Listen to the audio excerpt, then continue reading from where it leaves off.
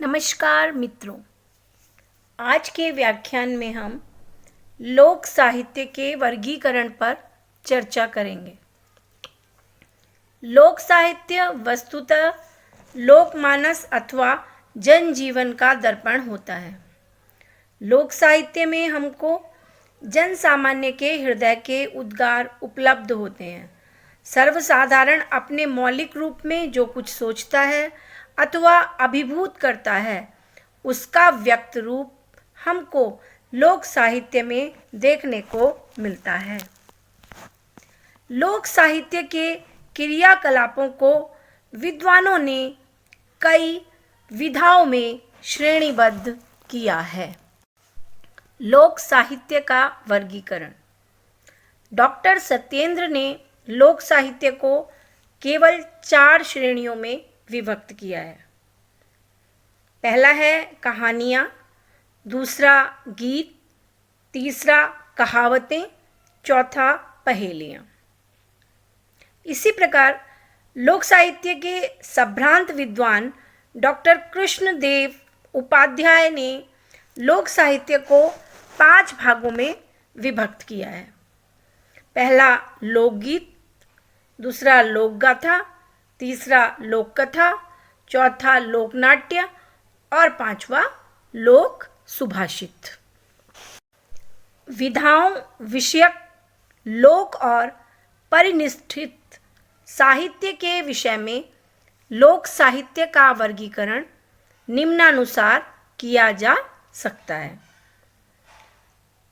पहला लोकगीत, दूसरा लोककथा, तीसरा लोकगाथा, चौथा लोकनाट्य, 5वां लोक सुभाषित। शास्त्रीय नियमों की विशेष परवाह न करके सामान्य लोक व्यवहार के उपयोग में लाने के लिए मानव अपने आनंद की तरंग में जो छंदोबद्ध वाणी सहज उद्धृत करता है, वही लोकगीत है। इस प्रकार लोकगीत शब्द का अर्थ है लोक में प्रचलित गीत, लोक में रचित गीत और लोक विषयक गीत।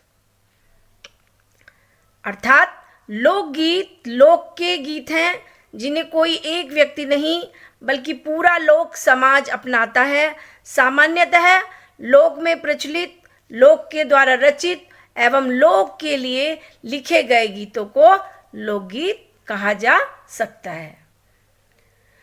कजरी, सोहर, चैती, लंगुरिया आदि लोकगीतों की प्रसिद्ध शैलियां हैं। लोक कथा। आदिम युग से ही मानव अपने अनुभवों को क्रमबद्ध रूप में व्यक्त करता आया है। इस क्रमबद्ध गद्यात्मक अभिव्यक्ति को कथा कहानी या लोक कथा कहते हैं। कथानक मौखिक परंपरा से एक पीढ़ी से दूसरी पीढ़ी तक संक्रमण, कथन प्रणाली में सौंदर्य की प्राप्ति, लोक वार्ता के तत्वों की अभिव्यक्ति आदि बातें आवश्यक मानी जाती हैं। जनसाधारण विशेषतः ग्राम्य लोगों में प्रचलित कहानियाँ। जनपदीय जीवन में प्राचीन परंपरा से चली आने वाली कथाएं प्रचलित होती हैं। उन्हें लोक कथा कहा जाता है क्योंकि उनमें लोक साहित्य के वे सभी लक्षण मिलते हैं जिनके कारण लोक साहित्य शिष्ट साहित्य से पृथक सत्ता रखता है और अपनी विशिष्ट पहचान कायम करता है। लोक गाथा। लोक गाथा या कथात्मक गीत अंग्रेजी में बैलेट शब्द से अभिहित है। इसकी व्युत्पत्ति लैटिन के वेप्लेर शब्द से है, जिसका अर्थ है नृत्य करना। कालांतर में इसका प्रयोग केवल लोक गाथाओं के लिए किया जाने लगा। अंग्रेजी साहित्यकार इसकी ओर अधिक आकृष्ट हुए और यह अंग्रेजी साहित्य का लोकप्रिय काव्य रूप ही बन गया। इसकी मुख्य शैली पारंपरिक संगीत है। एक विशेष बात है यहाँ पर कि लोक गाथा शब्द बैलेड का समानार्थी है, परंतु बैलेड के लिए हिंदी में ग्राम गीत, नृत्य गीत, आख्यान गीत, आख्यानक गीत, वीर गाथा, वीर गीत, वीर काव्य आदि शब्दों में से कोई भी शब्द बैलेड के अर्थ को ठीक तरीके से व्यक्त नहीं करता है। लोक नाट्य। लोक नाट्य से तात्पर्य उन नाटकों से है जिनके अभिनय के लिए रंगमंच और प्रसाधन की तैयारी नहीं करनी पड़ती।